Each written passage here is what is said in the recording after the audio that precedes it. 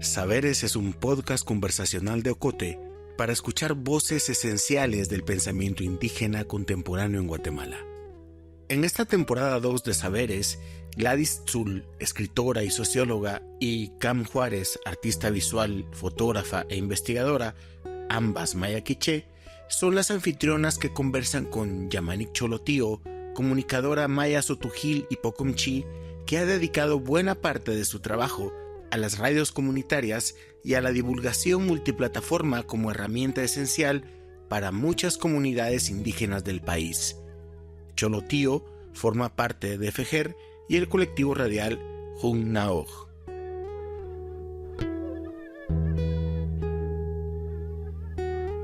Pues bueno, buenos días a todas las personas que nos escuchan. El día de hoy vamos a seguir con estas conversaciones que pues le colocamos de nombre Saberes.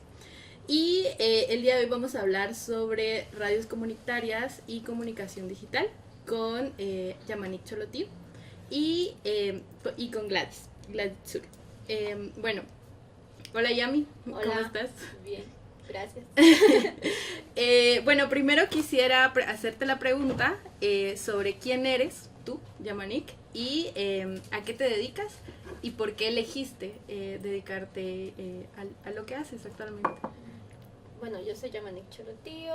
En este momento de la entrevista tengo actualmente 27 años. Esto cambia en los próximos días.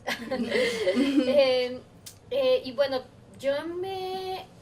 creo que hay dos razones del por qué yo me quise dedicar al tema de comunicación. Uno fue porque desde muy pequeña, o sea, muy chiquita, jugaba como una gran grabadora con mi hermana de que yo era reportera y que no sé qué.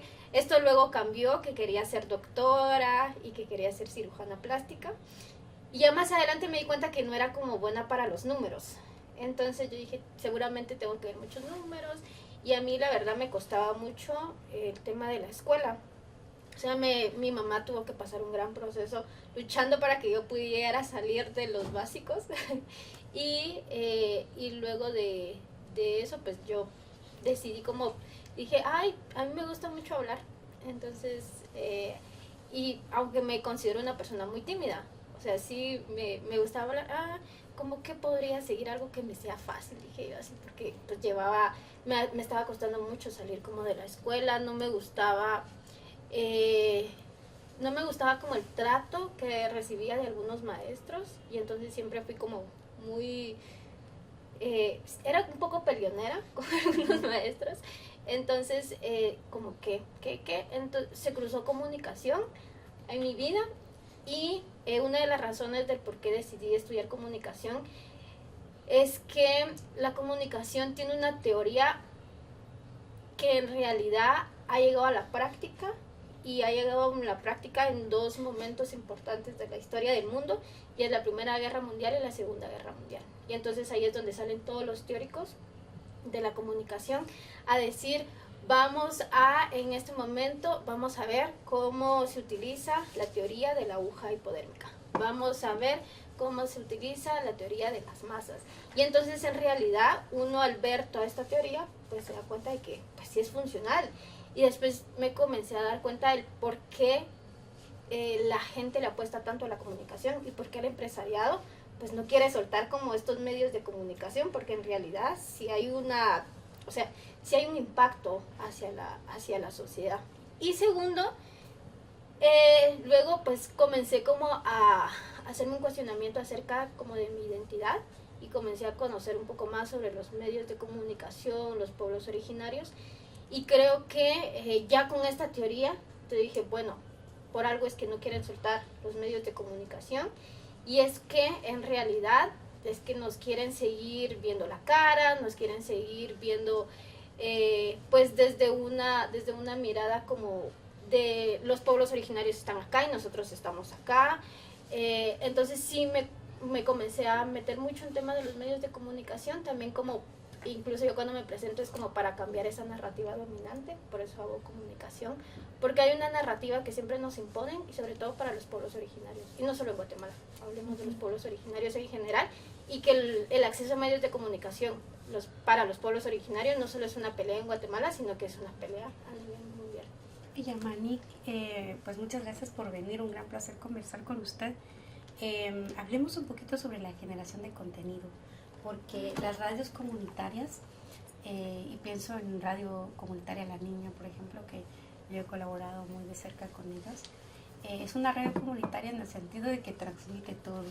No es únicamente una radio que se dedique a la transmisión, digamos, de noticias de la coyuntura, sino más bien tienen un programa, por ejemplo, que se llama Festival de Cantos, donde la gente pide sus complacencias en marimba orquesta, pero también transmiten las novenas de las fiestas patronales, también están en primera fila en los conciertos de la Feria de San Miguel Arcángel, y activamente los 106 días estuvieron todos los días cubriendo aquí y cubriendo en Cuatro Caminos, pero no solo La Voz del Paisaje,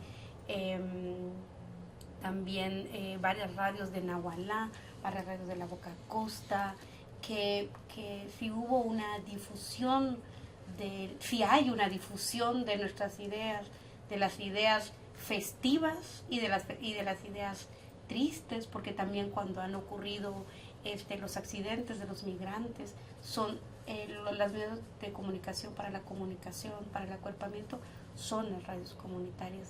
Entonces, hay un gran debate en la generación de contenido, porque finalmente se está produciendo contenido para nuestra propia gente. No a diferencia de las redes sociales que producen para cierto sector nada más. Aquí es gente de Toto queriendo comunicarse con gente de Toto y gente del mundo. Entonces ahí hay un gran trabajo, una gran riqueza. Hay que ser sumamente hábil y tener la capacidad de sintonizarse con la gente. ¿Qué le interesaría a la gente? Porque de ahí vienen pues como los pequeños patrocinios que hay, porque si uno escucha las radios comunitarias, también se anuncian las carnicerías, se anuncian las tiendas, o las autoridades comunales también ponen sus anuncios en las radios comunitarias. Entonces, cuéntanos, ¿qué es ese trabajo de producción de contenidos? Sí, hay algo muy cierto que en lo que, bueno, todo lo que digo, pero me trae como a ahorita, y es que en Radio La Voz de Atitlán hay un programa que se llama Alegrías Infantiles, que se produce, creo que si no estoy mal, de 3 a 4 de la tarde. Y entonces esto es conducido por una niña, un adolescente que hace un voluntariado en la radio, y entonces es dirigido hacia la niña. Y entonces van los niños y ponen las canciones, y entonces van los niños: un saludo para mi gato, un saludo para mi abuelo, un saludo para mi perro. Y entonces, y ahí es donde en realidad las radios, hablan no solo como de las radios comunitarias, sino que los pueblos originarios saben quién es su audiencia, y la audiencia no la ven como quienes solo reciben, sino que también son quienes las hacen parte de. Y en la generación de contenidos, pues yo creo que ahí las radios comunitarias son quienes nos han aperturado esta imaginación a seguir creando otro tipo de contenidos, a seguir no solo conociendo nuestra audiencia, sino que también aperturando los micrófonos hacia la audiencia. Es quienes no solo reciben, sino que también aportan hacia la audiencia. Y es que las radios comunitarias, creo que hay algo que es importante mencionar, es que la radio, para que sea una radio comunitaria, la comunidad también tiene que ser parte de la estructura de la radio. Porque si yo soy la dueña de la radio y me considero una radio comunitaria, ahí primero es uno de los primeros errores. La radio comunitaria tiene que ser colectiva, tiene que ser del pueblo, tiene que ser de la comunidad para que se considere una radio comunitaria. Y entonces ahí es donde también vamos viendo el tema de la generación de contenido. Si en mi comunidad le interesan a que hablemos del cocode, vamos a hablar del cocode, vamos a hablar del comude, vamos a hablar acerca de qué están haciendo las mujeres, vamos a hablar acerca de qué están haciendo las niñez, vamos a hablar acerca de si le interesa a la población saber que en la carnicería ahorita hay ofertas. Y algo que decía Gladys es muy importante. Y es que cuando hablamos de radios comunitarias, cuando nos piden hacer como alguna colaboración, creen que las radios viven del aire. Y que no tiene que haber un reconocimiento hacia el trabajo que ellos hacen. ¿Por qué? Porque creen que ya tienen la frecuencia, porque creen que el personal está ahí siempre, el voluntariado, porque creen que la luz se paga sola, porque creen, o sea, en realidad todo lo que está detrás de la radio, no solo el personal, no solo el equipo, o sea, hay todo un esfuerzo económico detrás de todo ese trabajo que se hace. Hay todo un trabajo de personas que son expertas en el manejo del transmisor, en el manejo de la antena, en el manejo de que, como viene la temporada de lluvias, hay que comprar un pararrayos. ¿Cuánto cuesta ese pararrayos? ¿Quién lo instale? Entonces, hay todo un trabajo detrás y creo que gracias a la misma comunidad, y yo siempre hablo como de las radios que conozco que tienen muchos años ahí, es que gracias a la misma comunidad es que las radios siguen existiendo. Sí, yo siempre hablo de que de radio La Voz de Atitlán tiene, este año cumple 59 años y tiene tantos años, es porque la gente le sigue apostando a la radio, es porque hay una necesidad que en realidad los otros medios de comunicación no están subsanando y que el radio La Voz de Atitlán sí, por eso sigue existiendo. Y entonces son las mismas comunidades son quienes aportan. Incluso en Radio FM Tierra lo que hacen es, tienen ciertos programas que en realidad la gente ya sabe que va a pasar su canción, entonces probablemente fueron a dejar hoy su carta y va a sonar dentro de 15 días porque hasta dentro de 15 días la pidieron y la gente está ahí atenta. En ese sentido, entonces, en una radio comunitaria, el contenido se genera en dos vías. Es decir, no hay un ente rector, no hay una persona que decide lo que la gente va a escuchar, sino la gente permanentemente están coproduciendo el contenido con las comunidades. Y eso es lo interesante, y en ese sentido yo creo que por eso han atacado las radios comunitarias, por eso estas campañas de criminalización de cuando el MP ingresa al allanamiento de los equipos o a la captura de los locutores, las locutoras en varios lados. De hecho, en San Juan Copala, en Oaxaca, que es un pueblo que está luchando por un proceso autonómico, pues unas compañeras, unas chicas organizaron una radio comunitaria como vía de comunicación, como para informar todas las resoluciones judiciales que existían sobre sus luchas. Y bueno, cuando se vino la campaña de violencia, a las primeras que mataron fueron estas chicas locutoras.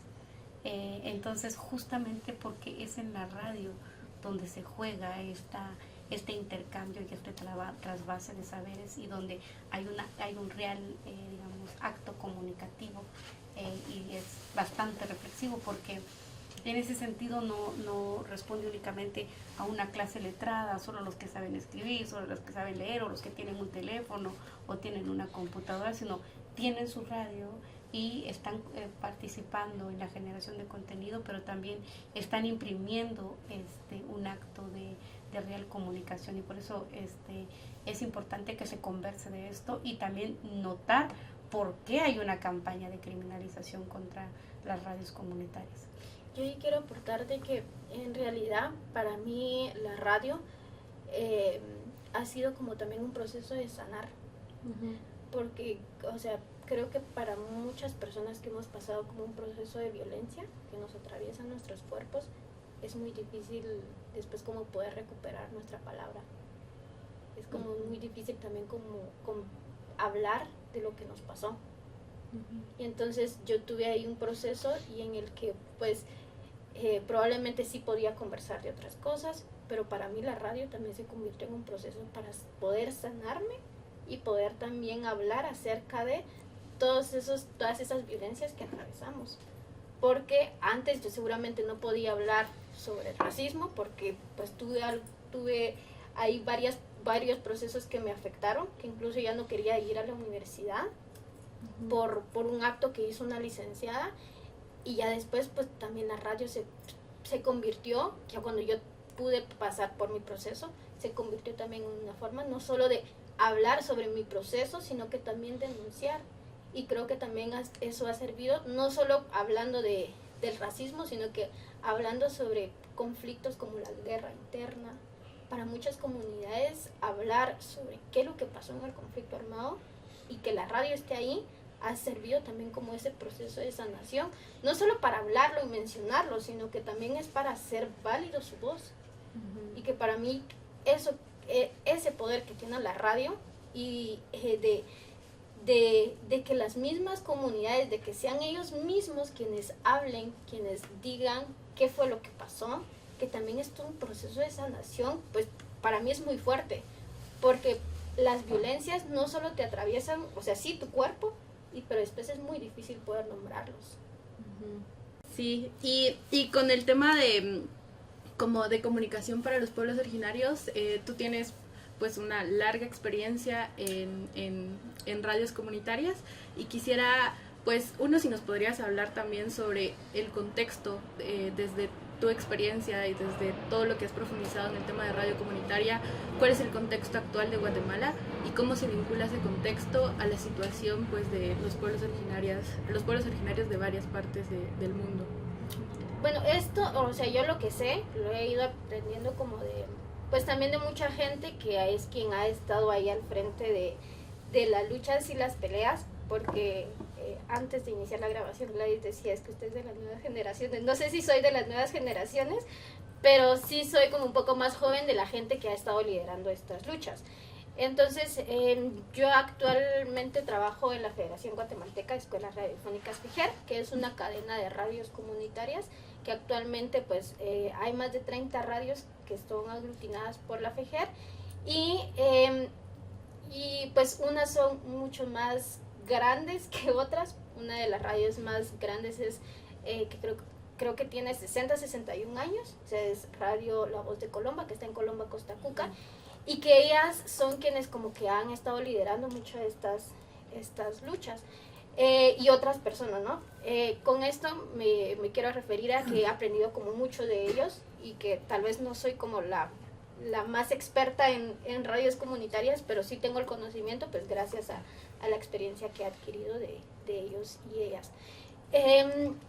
Un poco como el contexto de las radios comunitarias en la actualidad, es que en realidad no hay frecuencias para...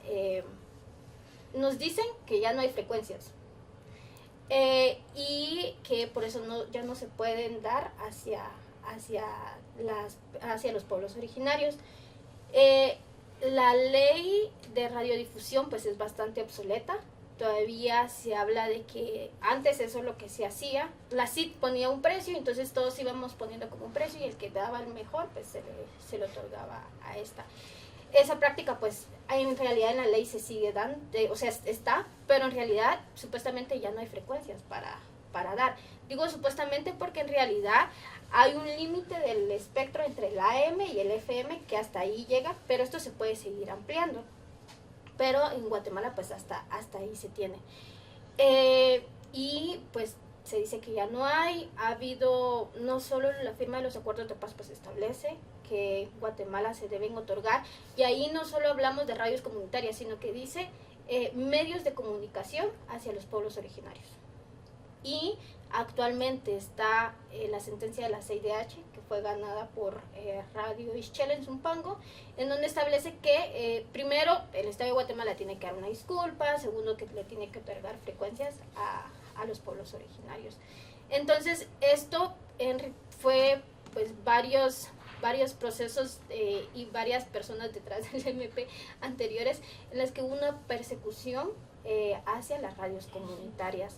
Ahí hubo una campaña o sea, creo que todo esto comenzó a darse en el 2012 hasta 2017 más o menos, en donde hubo una campaña y quien replicaba esta campaña eran las radios comerciales. En la radio uno escuchaba y decía, incluso era la campaña la hacían tan creativa que entonces ponían a hablar a gente supuestamente de la misma comunidad. No, es que no tiene que escuchar esa radio porque esa radio está roba y que no sé qué. Y entonces eso se visibilizaba dos cosas. Una, el tema del racismo estructural, y otro, el tema de siempre el estereotipo hacia las comunidades indígenas, y que las comunidades indígenas son unos ladrones, las comunidades indígenas son unos borrachos, las comunidades indígenas no pueden construir sus propios medios. Entonces hubo una gran estigmatización, y ahí es donde también se da la persecución a varias radios comunitarias. la radio comunitaria que más ha sido amenazada es la radio Shiatsu acá en el Estor Izabal, y esto se da porque en el Estor, para contexto general, hay una empresa, una minera, y entonces por esta minera han habido, la misma comunidad se ha organizado para poder estar como en contra de la mina, y entonces han habido estados de sitio. Entonces en cada estado de sitio siempre quieren ir a allanar las instalaciones de la radio, y entonces ha sido como una de las radios comunitarias más perseguidas por el MP y por todas estas estructuras como tal. Y como eso es un poco hasta ahorita con el gobierno de Arévalo, pues se espera de que las radios comunitarias tengan accesibilidad, no solo las radios comunitarias, sino que en realidad los pueblos originarios tengan accesibilidad. Hablemos primero de frecuencias radioeléctricas y porque en realidad los medios de comunicación son varios en los que podemos tener acceso. Y ahorita a las comunidades originarias les interesa las radios comunitarias por un tema también de que la voz y esta generación de los saberes va de voz en voz, y que creen que eso es lo mejor. Entonces ahorita la pelea es sobre las radios. Quisiera que ampliáramos un poco más con respecto al racismo, porque antes de empezar la conversación estábamos hablando de estas campañas racistas de los medios corporativos no solo contra las radios comunitarias, sino contra los pueblos, y que efectivamente las radios comunitarias han sido un foco muy importante que ha mostrado la riqueza, la pluralidad, el dolor que hay en las comunidades, y que independientemente de lo que digan las radios corporativas, hay esta transmisión, por ejemplo, de la transmisión de los conciertos, de las ferias, cuando llegan los conjuntos, y la gente pone su radio. Yo me acuerdo que antes, cuando yo era chiquita, cuando empezaba, por ejemplo, la hora de los sones en Toto, la gente tenía ya su casetera y ponía su cassette para grabar. Entonces yo conozco gente que tiene su colección de cassettes, que ha grabado la feria de Quiché, la feria de Toto, la feria de Momos, de Santa María Chiquimula. Y entonces creo que contra el racismo también la fiesta, contra el racismo también la risa, porque bueno, hay una gran cantidad de, digamos, de discursos de odio, de discursos racistas, de actos políticos, el genocidio existiendo, el genocidio como máxima expresión del racismo en los pueblos, pero muchas maneras de responder. Hablemos un poquito de eso, de la radio también como respuesta, o la radio, los textiles, las fiestas, las memorias. Sí, nosotros decimos que, y hablo de nosotros porque hay como varios compañeros y compañeras que reafirmamos que en realidad el hecho de hacer comunicación desde los pueblos es una forma no solo de resistencia, pero sino que también que nosotros mismos hablemos sobre nuestras propias narrativas, porque ya basta de que la otra gente pues esté hablando sobre nuestras narrativas. Aunque incluso, digamos, en las redes comunitarias nunca van a decir nuestras narrativas. Son los términos que no van a utilizar. Sí. Se nombran como sí mismos. Como sí mismos. Pero entonces nosotros hablamos como de que nosotros mismos tenemos que hablar sobre nuestras propias narrativas, sobre lo que nos pasa, y hablar no solo de como desde el sufrimiento, porque también ha sido para nuestros padres, para nuestras hermanas, para nuestros abuelos, pues sí ha sido toda una etapa de sufrimiento, pero también hay que hablar desde la alegría, desde esas propuestas, desde ese paro que duró más de 100 días, que en realidad, o sea, es toda una propuesta política que hay desde los pueblos, que hay que hablar desde esa colectividad que están haciendo las mujeres en las mismas comunidades. Entonces yo creo que si el racismo es algo tan poderoso que ha hecho que que los pueblos pasen por tantas crisis, que yo creo que una forma de esa contranarrativa podría ser hablar desde la alegría.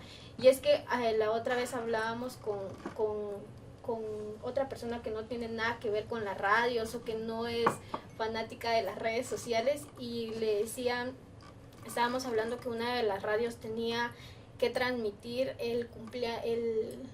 tenía que transmitir una ceremonia de los 21 años de una persona. Y es que dentro de la cosmovisión maya, pues se celebra los 13 años, los 21, y así van por una cronología desde el calendario maya. Entonces, ¿pero y qué? ¿Pero por qué la gente quiere escuchar eso? Que la gente lo pide. Primero, no solo la gente lo pide. Segundo, porque la familia quería ser parte a la comunidad de esa fiesta. Y tercero, porque ahora hay un fenómeno, y es que también las personas migrantes pues también quieren saber qué es lo que pasa en la comunidad. Y nosotros, a raíz de eso, pues para como que la comunidad migrante quiere seguir cerca de su comunidad, quiere seguir teniendo las raíces, es de que en FIGER se realizaron las aplicaciones para teléfonos Android.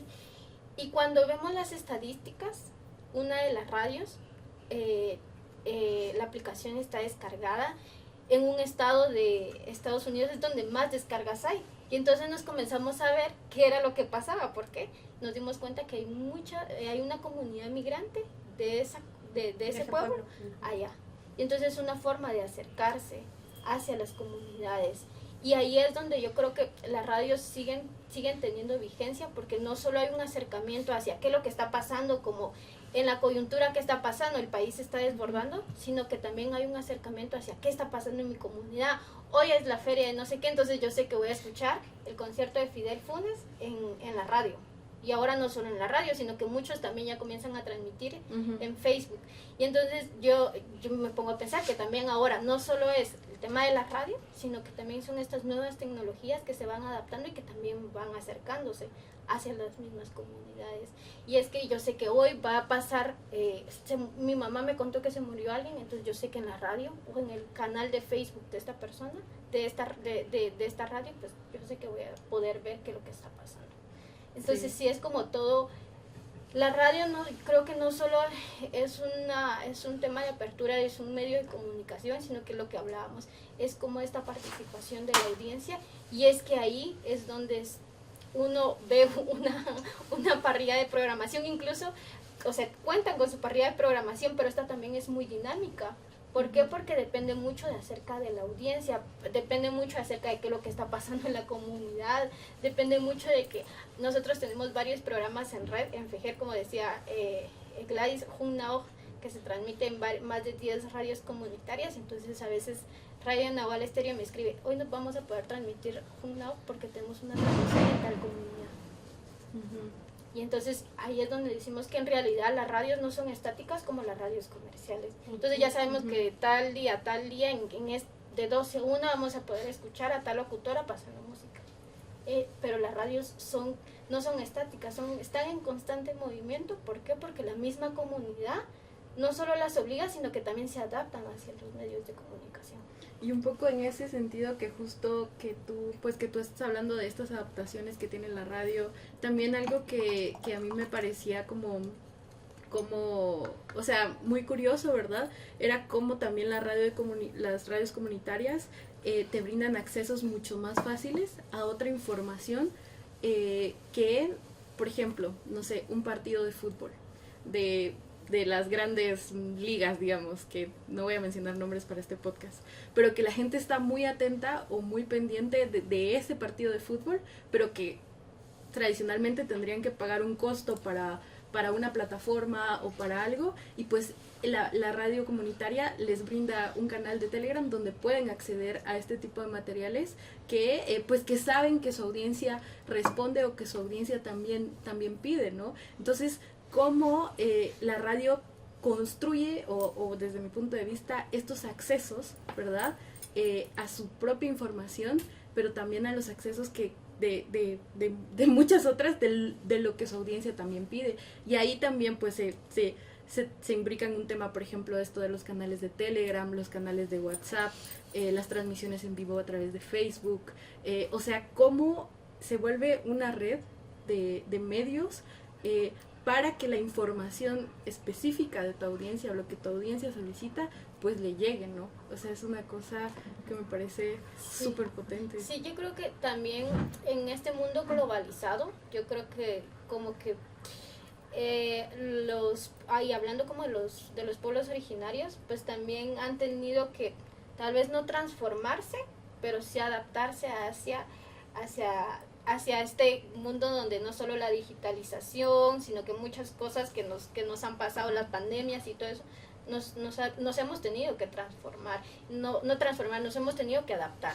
Entonces sí creo que, digamos, parte de las radios comunitarias vienen desde hace años y ahora se han tenido que adaptar en las transmisiones, porque seguramente para ahora, pues incluso nosotras, por lo menos yo casi no trato de consumir, bueno, no consumo TikTok porque siento que puedo ser muy adictiva hacia esos videos tan cortos y puedo pasar mucho tiempo. Pero entonces las radios también se han tenido que adaptar hacia ya la audiencia no solo quiere audio, sino que también quiere video. Entonces vamos a la transmisión de estas actividades y ahora vamos a transmitir lo que estamos transmitiendo en video, lo vamos a transmitir para la radio. ¿Por qué? Porque hay una brecha digital bastante grande en donde pues no todos pueden tener acceso hacia qué es lo que está pasando en imagen, pero ahí está la gente narrando qué está pasando y entonces viene el concierto de Fidel Funes y ahí está pasando, y ahí está uno. Yo recuerdo que ahí tengo una experiencia muy hermosa, y es que yo cuando comencé a trabajar en Fejer, yo no le había dicho a casi nadie de mi familia más que mi núcleo, ¿no? Mi familia núcleo. Y entonces mi abuelo escuchaba que alguien cholotío reportaba para el noticiero Mayacat.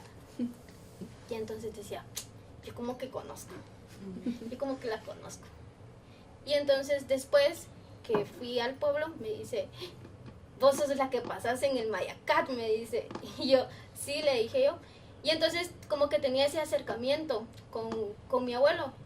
Y mi abuelo lastimosamente pues ya falleció, pero mis tíos me decían, el abuelo nunca se perdía el noticiero Mayacat porque sabía que ahí te iba a escuchar.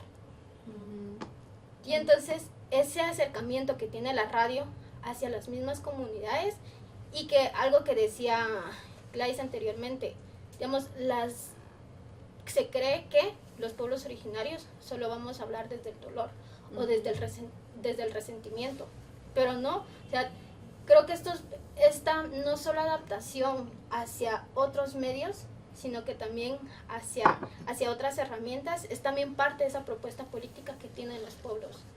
Y que también hay otras formas de narrar nuestra cotidianidad, porque en realidad creo que un papel que juegan las radios es como narrar esa cotidianidad que tienen los pueblos, que los niños vayan a saludar a sus gatos, y eso casi la mayoría de los pueblos de la Cuenca del Lago, ustedes hacen, es un chiste muy, muy común entre los pueblos de la Cuenca del Lago por este programa. Ay, allá viene Alegría Infantil, yo voy a ir a saludar hacia mi gato.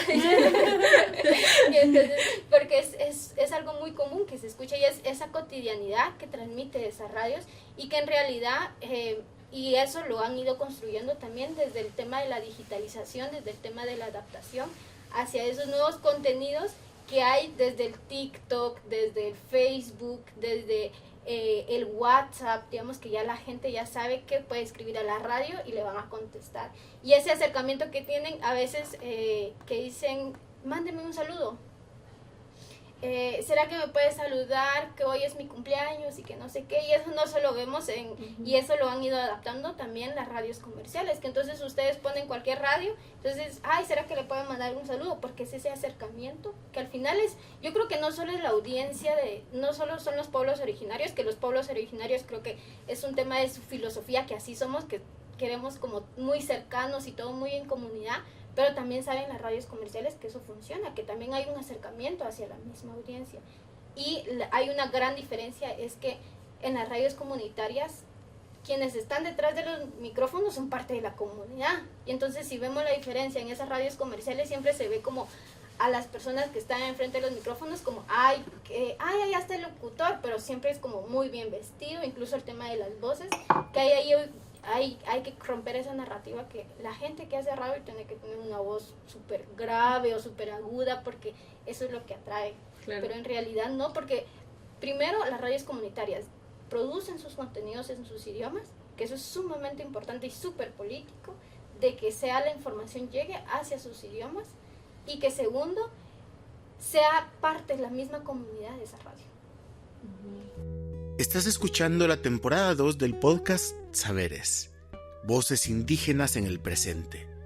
Te invitamos a escuchar los 6 episodios de la temporada 1, presentada por la cantante cachiquel Sara Curruchich, quien conversó con Lorena Cabnal sobre los procesos de sanación desde una mirada política y comunitaria, también con Edgar Skid y su visión refrescante y crítica de la arqueología y otras ciencias sociales, con Ana María Chocoj, una mujer trabajadora y defensora de la tierra y los cultivos del modelo maíz, entre otras voces esenciales para nuestro tiempo.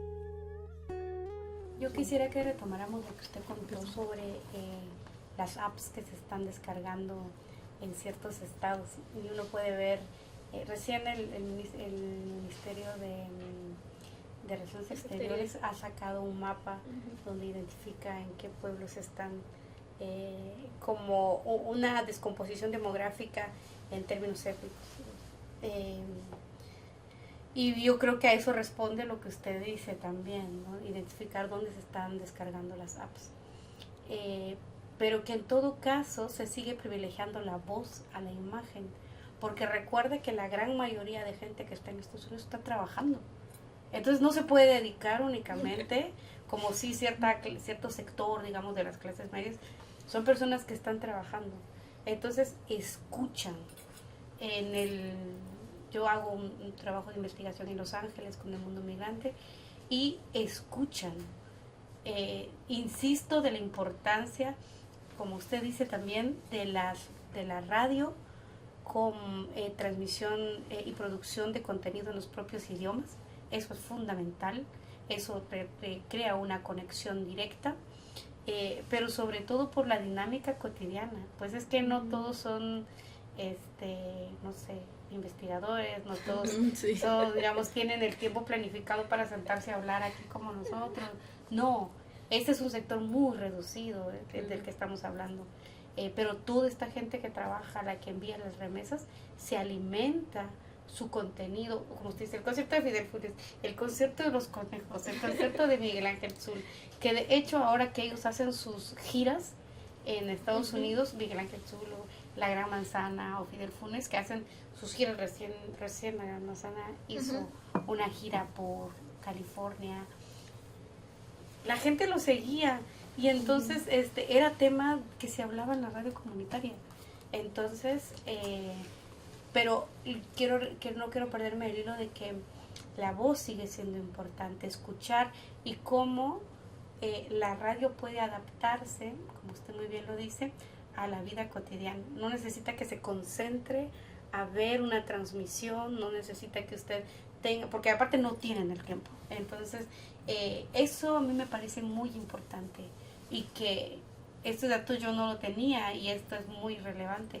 Lo voy a incorporar en mi informe de investigación sobre el hecho de que se estén descargando apps, que las descargas más importantes de apps están en Estados Unidos. Sí, y esto, digamos, no solo hablando de Guatemala, y es que tenemos una experiencia con Cami hace poco en un pueblo Cunadule de Panamá, y es que la importancia del tema de la transmisión de los conocimientos en la voz, de cómo la voz sigue siendo una forma de transmisión no solo de los conocimientos de los pueblos, sino que también por eso es de que ahora existen los podcasts como este. Porque siempre hay una necesidad, no solo de seguir hablando y discutiendo, sino que de la necesidad de los pueblos de seguir transmitiendo sus conocimientos, y eso lo podemos ver en los libros históricos de varios pueblos originarios, la transmisión de los conocimientos acerca en la voz. Actualmente pues vamos a hablar del tema de los tiempos, del tema de la accesibilidad, porque pues es ahora lo que nos afecta. y es a lo que estamos en la actualidad, pero también es esa filosofía de los pueblos de seguir como escuchando qué es lo que dicen nuestros abuelos, es analizando qué es lo que nos dicen, y la misma literatura reafirma esto, ¿no? De cómo hace poco estaba leyendo un libro y decía, no, es que, y el libro habla sobre algunos cuentos y dice, es que mi abuelo me cuenta, y todo el libro es de cómo el abuelo le cuenta ciertas historias hacia esta niña. Y es porque esa importancia para los pueblos de seguir escuchando, creo que los pueblos han hecho un papel importante de escuchar, de la escucha, y que por eso es de que va yendo de generación en generación. Mi mamá me hablaba mucho de cómo ponerme la faja, y entonces yo sé que ahora cómo me puedo poner la faja, cómo me puedo poner el corte. Entonces es mucha práctica, esos conocimientos de voz a voz, de cómo es nuestra cotidianidad. O sea, no tiene que ser sobre cómo ponemos la faja o sobre nuestros abuelos o de la piedra de moler, que tiene que ser así, sino que de la misma cotidianidad, y que en realidad las radios pues hacen ese acercamiento hacia esta comunidad migrante que ahora es un montón, y que sabemos incluso las mismas radios comunitarias puede ser ese acercamiento con otras personas. Alguien me decía, mi papá ponía tal radio porque sabía que ahí me iba a escuchar todos los días. Porque yo sabía que ahí probablemente no le podía mandar un saludo porque tenía bastante contenido, pero sabía que era una forma de acercar hacia mi familia. Entonces, el tema de la radio sigue siendo un papel importante, sobre todo por esa transmisión de voz a voz que nos han enseñado, y pues creo que yo no sé si podría ser una filosofía de todos los pueblos, pero de los pueblos que conozco sí sigue siendo una forma de recuperar, y por eso yo digo que la radio para mí hace un rol político, porque es que nosotros podemos hablar, y nosotros podemos hablar de nuestras dolencias, pero también podemos hablar sobre nuestras propuestas, sobre qué están haciendo las autoridades ancestrales, qué está haciendo el COCODE en la comunidad, qué están haciendo las mujeres en las comunidades. He conocido 3, 4 ejemplos, 4 iniciativas de creación de redes comunitarias en Estados Unidos, de comunidades sichiles en Nueva Jersey, de comunidades quichuas en el Bronx, quichuas ecuatorianos en el Bronx.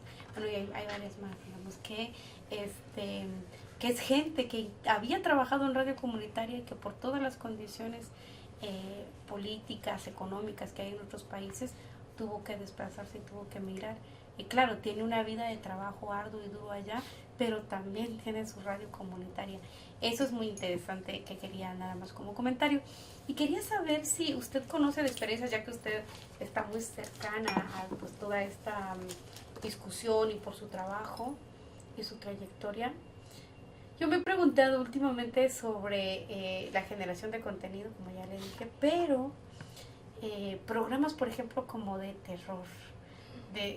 No sé si hay o no, o sea, es una pregunta, porque yo recién estoy escribiendo un libro en Los Ángeles, y resulta que hay siempre la gente dice, no, lo que pasa es que en ese lugar se apareció una señora, y entonces yo le entrevisté a la señora, ¿no?, que tiene varios tiempos de vivir allá, y yo luego con el círculo de mis amigos les digo, oigan, ¿saben qué?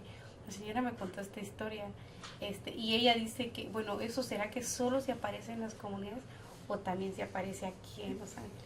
Y entonces eso dio pie, como que todos comenzaron a hablar, no, lo que pasa es que pasó esto, y sí, se aparecía una persona, o pasaba una energía, o pienso, si usted conoce entre esta red de radios, porque finalmente eso es algo que genera mucha conversación. También hace mucho tiempo yo escuchaba en México un programa que se llamaba La Mano Peluda, que la transmitían a las 11 de la noche, y entonces escuchaban puras historias, así que uno se ponía como, en verdad lograba el efecto, porque también es la gente contando sus historias, no sé si de terror, sino de aparecidos, de miedo, que es también un sentimiento que tenemos, que claro, no solo se habla del dolor, se habla de la fiesta, pero también hay maneras de elaborar el temor, el terror, la imaginación y el susto. ¿Conoce usted de algún programa así? Yo he conocido La Mano Peluda, que era de radio corporativa en México. Actualmente no, pero sí, o sea, sí se habla de esto, pero digamos no hay como un programa en específico. Ahorita yo no conozco, digamos, no me sé de memoria todos los programas que hay en todas estas radios, pero sí, por lo menos yo recuerdo que antes en San Juan mis primos hablaban mucho sobre los duendes que hay en los cafetales, y que es la historia que se da de la cuenca del lago. Yo de los pueblos de la cuenca del lago he escuchado mucho sobre el tema de los duendes y que se esconden en los cafetales, y que en realidad a uno le da miedo, pero sí es que dice mi mamá que lo escuchó en la radio y que no sé qué, y que de los duendes, y por eso hay que tener cuidado, no hay que separarnos, decían mis primos. O ahorita no recuerdo cómo se llama, pero que había un fantasma que se subía a los árboles de aguacates, como son súper altos, y por eso no hay que ver para arriba, sino que hay que ver nuestro camino, porque dice mi mamá que si no, desde arriba te van a jalar y te secuestran. Y entonces, pero sí sé, digamos, de que esto es como muy cotidiano que se hable en las mismas radios. Que ahorita exista, no le podría decir si sí o si no, pero seguramente sí hay más de algún programa ahí que nos diga cómo se llama y en dónde está, para que... O en la región Quechí, se dice, sí, por ejemplo, que los finqueros, los caporales tenían cola, siempre diciendo que tienen cola como vaca, o tienen cola como caballo, que finalmente yo creo que tiene que ver con la descripción de la bestialidad con la cual trataban a las personas. Perdón,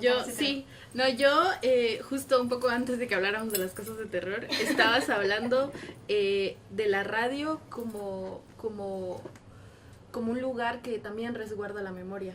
Y creo que algo que también tiene la radio, o como por podemos decirle, no sé si por programa, es que cada programa es único, ¿verdad? O sea, ningún programa es igual al otro. Y que justo cada programación de contenido responde a la misma comunidad, y eso también hace que un poco que la radio como formato, podemos decirlo, sea efímero, ¿no? O sea, vive en la memoria de la gente, en lo que la gente conversa, en el tema de la voz. Pero desde mi experiencia he visto lo que recuerdo es que también hay gente que ha grabado esos programas de radios en DVD, o que los ha resguardado como en canales de Facebook o en algunos clips, porque justamente hay como un objetivo ahí de cómo se resguardan esa cotidianidad, o cómo se resguardan esos programas como muy muy específicos. Entonces, ¿tú cómo ves esa relación dentro de esa misma dinámica de resguardar y que la radio se transforme en esto? Sí, ahorita hablando como el tema de memoria en específico, seguramente todos conoceremos la historia de Radio Temblor en El Salvador, que jugó un papel importantísimo dentro de la guerra, y que en realidad ha sido un referente para documentos y para recuperar esa memoria en El Salvador. Y así como esta radio, actualmente hay muchas radios que siguen como que tienen esta memoria recuperada. Y acá hago mucha referencia como para la audiencia y para quienes nos van a estar viendo, como de las radios, Radio La Voz de Atitlán, Radio Nahual Estéreo, es porque de las que conozco, sé que hay más radios que seguramente, pero mi conocimiento está como en estas, ¿no? Para que la audiencia también como que pueda logre como conocer y como que se contextualice, ¿no? Y es que por lo menos Radio La Voz de Atitlán sufrió mucho durante la guerra, y para mí, Radio La Voz de Atitlán es un claro ejemplo del resguardo hablemos de la memoria histórica, y después vamos como a esta memoria en la actualidad, Pero Radio La Voz de Atitlán, sus instalaciones fueron secuestradas por el ejército de Guatemala. Y ellos tienen, si no estoy mal, 2, 3 compañeros que fueron desaparecidos durante la guerra. Hasta el momento no se conoce el paradero de los comunicadores. Uno de ellos fue asesinado y lo encontraron sin lengua. Y como ese mensaje político que quiere dar el ejército, ¿no? De corto la lengua porque sé que no, o sea, y más allá del mensaje que se le quería dar, sino que el mensaje que recibe la radio, como te quiero ver silenciado, quiero que no sigas hablando. Y entonces, pero eso es como un resguardo hacia esa memoria histórica, que muy poca gente, y que yo por lo menos he visto muy poca historia acerca de el papel que jugaron las radios comunitarias durante el conflicto armado interno.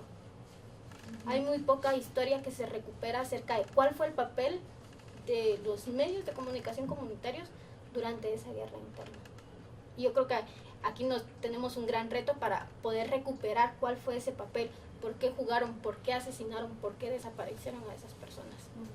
Y hablando de memoria histórica, pero en la memoria actual yo creo que el tema de los migrantes creo que es un claro ejemplo de cómo se resguarda esa memoria actual, de cómo esa recuperación de esa memoria es colectiva, pero también nos lleva hacia la actualidad y al estar presentes aunque nosotros estemos a kilómetros. O esa historia que yo tengo con mi abuelo con el noticiero Mayacat, que es una memoria que para él lo sentía cercano, aunque yo esté a más de 190 kilómetros lejos de él. Y es esa memoria que sigue resguardando las radios comunitarias. Y vuelvo e insisto, por algo las radios comunitarias siguen existiendo.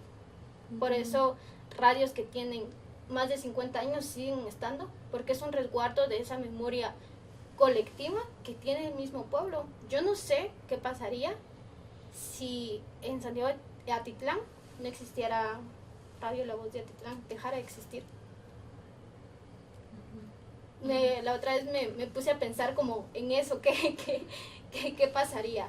Porque para la gente es muy importante. La otra vez se me hizo el corazón muy chiquito porque fuimos a Santa Eulalia, que esta radio es Nup Holon Conop, y ellos transmiten este noticiero que se produce, y el noticiero estaba sonando en la radio del mercado. Y entonces es esa historia colectiva, y el corresponsal de ahí estaba pasando una nota sobre qué estaba pasando en Santa Eulalia, pero también podían conocer qué estaba pasando en Cobán. Y entonces es esa construcción de esa memoria colectiva y que acerca hacia la comunidad y que no está en los centros comerciales, que está en la misma cotidianidad de las personas, está en el mercado. Es la gente, incluso muchos de los agricultores saben que cuando suena tal programa ya es hora para ir a almorzar. Que antes mi mamá decía, es que antes no teníamos reloj. Yo no sé cómo es que ustedes llegan tarde a cada rato y antes no teníamos reloj. Y puntuales. Y lo que utilizan las personas ahora es el tema de los programas de radio, que saben que cuando suena tal programa de radio, saben que es para ir a comer. Sí, y en este caso como de que justo la radio conserva pues la memoria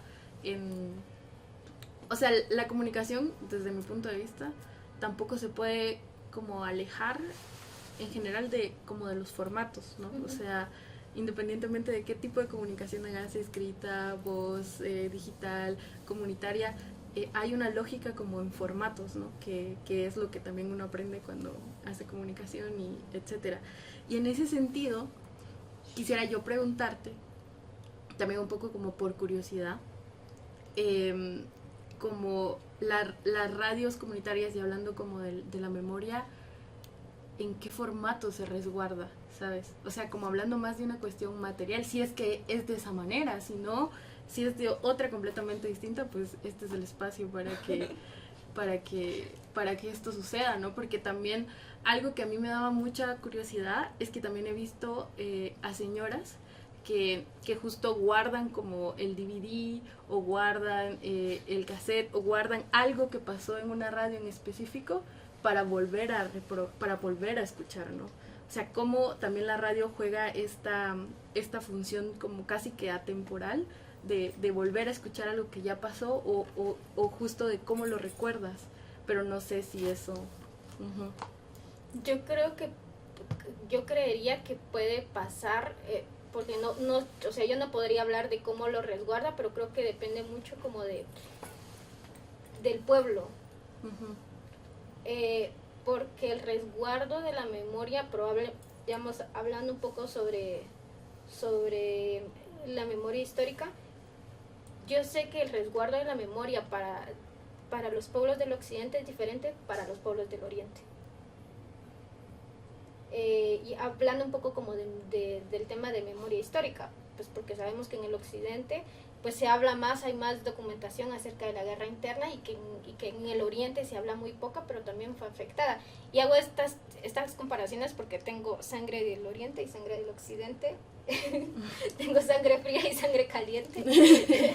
Entonces, y yo creo que va a ser diferente según no solo como hablando desde los dolores, sino que también de cómo conciben su cotidianidad y que cada quien va a hacer este resguardo de sus memorias, de su cotidianidad de maneras diferentes. Y eso se ve también como en esta generación de contenido y cómo va evolucionando las radios y la comunicación. Porque si hacemos una comparación en el occidente, hay mucha recuperación acerca de la palabra, de la voz, incluso de los idiomas originarios, de los 5 principales, hay 3 que son mayoritarios en el occidente. En el oriente hay muy pocos, está el chortí, el pocomam, que digamos que existen, pero son muy pocos, y también como que su generación o su evolución también ha sido de formas distintas. Entonces yo creería que ahí depende mucho de los pueblos. Yo no podría hablar como cuál ha sido como su formato o cómo han, porque primero cada una de las experiencias que yo conozco son completamente diferentes. Incluso en Nahualá hay una recuperación de memoria diferente que ahora ha sido como su evolución acerca del video, que en la cuenca del lago siguen hablando como desde esa transmisión de voz, desde la misma radio, desde lo sonoro, desde solo el tema del audio. Entonces sí su evolución es completamente diferente y su resguardo de memoria es diferente según los pueblos y según también como el contexto y las herramientas que tienen, porque no todos pueden tener el mismo acceso. Y los intereses que tienen y también. Los intereses. Hay gente que no quiere resguardar. ¿De qué le gustaría a usted hacer un programa? Ay. O sea, si digamos ahorita tiene chance de diseñar un programa, ¿de qué le gustaría hacer usted un programa? Bueno, mire, mi sueño frustrado es, porque sí, antes me habían ofrecido, en otro trabajo que tuve, sobre un programa sobre arte. Sobre el arte y cómo el arte es una herramienta política que han tenido pues los pueblos y creo que también es como esta forma de transmitir los conocimientos. Ese quería hacer uno. Ahorita la verdad ya no me llama tanto la atención. Porque a veces se vuelve muy burgués el arte. Sí, seguramente. Yo la verdad no conozco mucho pero me llamaba mucho la atención. Actualmente, pues, tenemos un programa como de entrevistas, de debate, de diálogo, en donde participo, que me parece como importante, y sobre todo como pluralizar los espacios, de que hayan diversas voces, de que como que recuperemos la memoria, y no hablar sobre lo coyuntural, sino que qué es lo que está pasando, cómo viven, de lo cotidiano, y de las memorias históricas. A mí me llama mucho la atención el tema de memoria histórica. Creo que nuestra generación, creo que ese es como nuestro papel, hacer la recuperación de esa memoria histórica que tenemos. Y ahorita que usted me metió la idea del programa de terror. Que ahora ya es muy interesante, que, ¿no? que si lo hago yo la invito. Ha sido una fructífera conversación. Muchísimas gracias por venir y que seguramente la gente que va a escuchar este podcast pues seguramente se va a alegrar tanto como nosotras también la hemos pasado muy bien, y que pues la intención es también que esta información y por eso creo que planeamos así este módulo, este podcast, este capítulo, es porque seguramente mucha gente de las comunidades lo va a escuchar y seguramente se va a sentir identificada también con esto. Muchísimas gracias por venir. Gracias. Pues muchísimas gracias, Yami, la verdad que pues ya hemos tenido estas conversaciones antes, pero qué alegre que ahora pues quedaran plasmadas para que más personas lo escuchen y pues nada, muchísimas gracias por estar. A ustedes, gracias.